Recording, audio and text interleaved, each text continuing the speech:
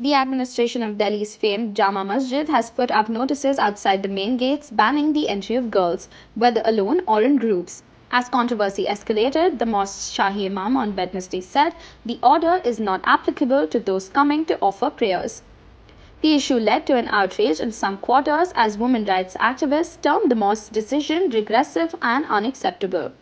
The notices, which have no date, came up a few days ago outside the three main entry gates, sources in the administration said.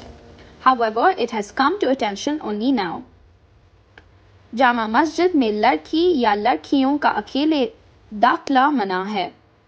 The entry of a girl or girls is not permitted in Jama Masjid, reads the notice by the administration of the 17th century Mughal era monument that attracts thousands of devout as well as tourists. While Delhi Commission for Women Chief Swati Maliwal termed it a violation of women's rights and said she was issuing a notice, sources in the National Commission for Women said it has taken suo motu conscience of the matter and is deciding on the action to be taken.